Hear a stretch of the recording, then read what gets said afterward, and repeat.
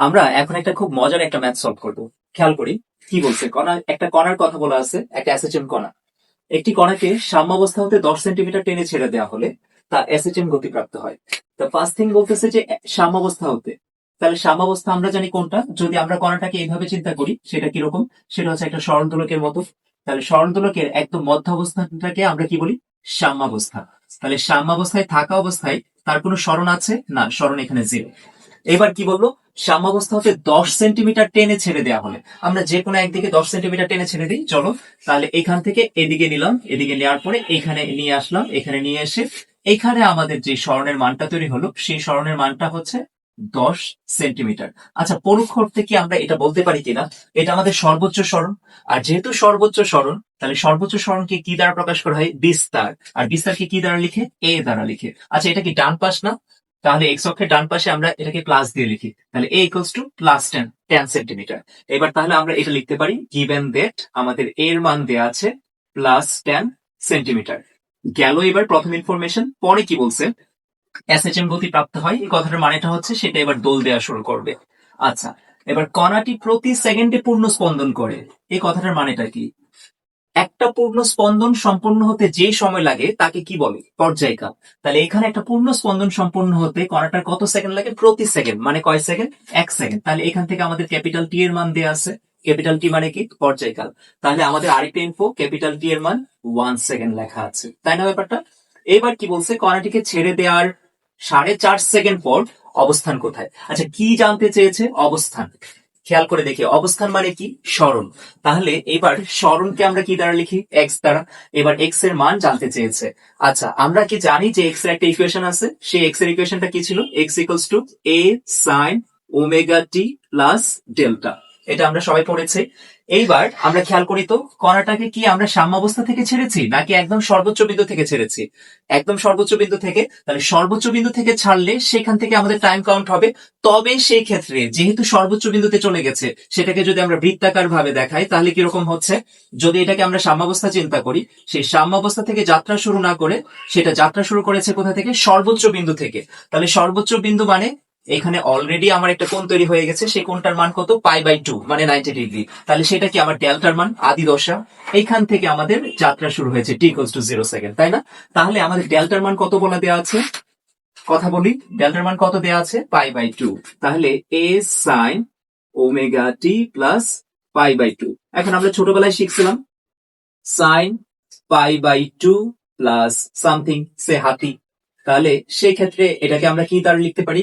Sign 90 degree plus হাতি। তাহলে সেটাকে লেখা যায় কজ হাতি। মনে আছে? তাহলে এখানেও তো সেম হচ্ছে, সাইন π/2 মানে 90 প্লাস হাতি, হাতি মানে হচ্ছে ওমেগা টি। তাহলে এটাকে কি লেখা যাবে? কস হাতি। হাতি মানে কত? Omega t. এটা কার মান আসলো? এক্স এর মান। এবার আমরা মানগুলো বসিয়ে দেব, আমাদের অঙ্ক শেষ।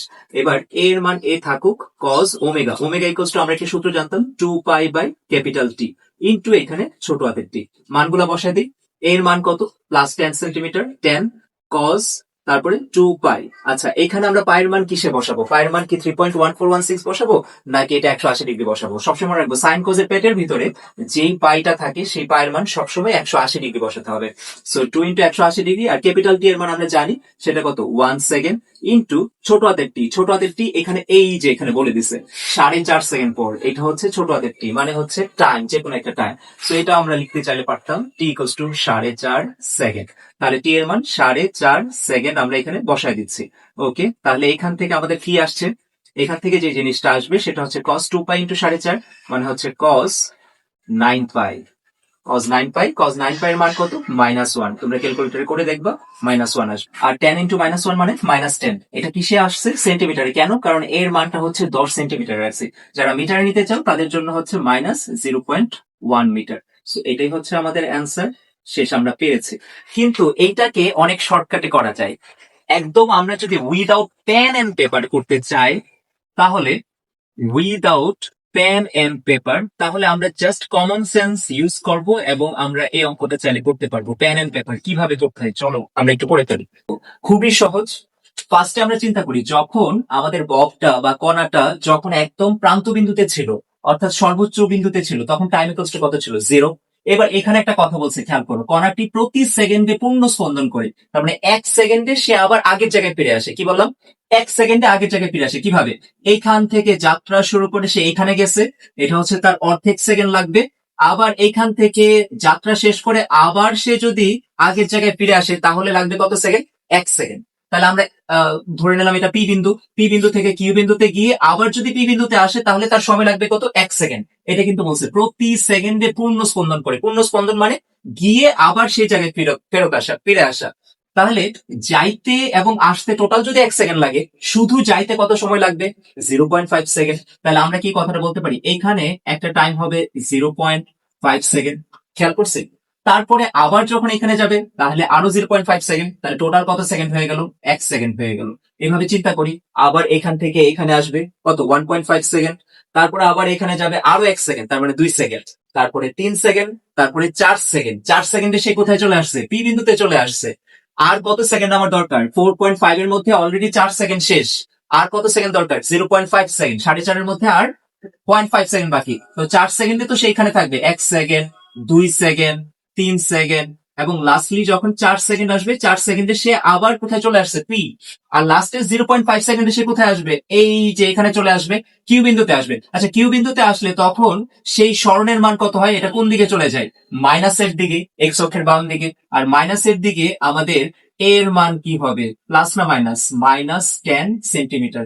ডান দিকে গেলে প্লাস, বাম দিকে আসলে মাইনাস। সুতরাং 4.5 সেকেন্ডে কণাটা কোন বিন্দুতে অবস্থান করবে? কিউ বিন্দুতে। সো অ্যান্সার হবে -10 সেন্টিমিটার। এটাকে জাস্ট আমরা এভাবে কলম দিয়ে চিন্তা করতে পারি। কলমটা একদম সাম্যাবস্থায় আছে। সাম্যাবস্থা থেকে আমরা এটাকে একদম সর্বোচ্চ বিন্দুতে নিয়ে গেলাম।